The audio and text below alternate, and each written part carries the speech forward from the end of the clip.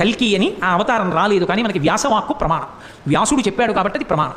10వ అవతారమైనటువంటి కల్కి అవతారము ఎప్పుడు వస్తుందో వ్యాస భగవానుడే చెప్పాడు. అసలు ఎక్కడ స్వాహాకారము వషట్కారము ఇవి రెండు వినపడవు. అంటే ఇక యజ్ఞము యాగము అనేటటువంటి క్రతువులు ఉండవు.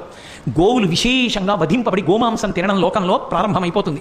వివాహ వ్యవస్థ నిలబడదు. తల్లిదండ్రుల్ని చూసే బిడ్డలు ఉండరు.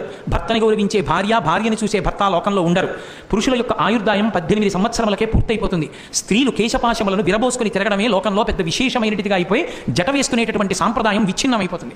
అయిపోయిన తరువాత లోకంలో పురుషులు 18 సంవత్సరాలకే మరణించడం ప్రారంభమైపోయి ఆయుర్దాయాలు క్షీణించిపోయిన తరువాత ఆ సమయంలో శంబళ అనేటటువంటి గ్రామంలో విష్ణుయశుడు అనబడేటటువంటి బ్రాహ్మణుని కడుపున కల్కి అన్న పేరుతో శ్రీ మహావిష్ణువు 10వ అవతారంగా వస్తారు. అది ఎప్పుడు అంటే కలియుగం చిట్ట చివరిలో, కృతయుగానికి ప్రారంభానికి మధ్యలో ఆయన అవతరించారని గుర్తు ఏమిటంటే పాపులందరికీ భంగధర వ్యాధి వస్తుంది. అంటే ఆసనమునందు పుళ్ళు పుట్టి నెత్తురు కారిపోతుంది. కారిపోయి వాళ్ళంతట వాళ్ళే పురుగులు రాలిపోయినట్టు రాలిపోతారు. ఎక్కడ చూసినా వ్యాధులు ప్రబలుతాయి. పరమపుణ్యాత్ములైనటువంటి వాళ్ళు ఎవరు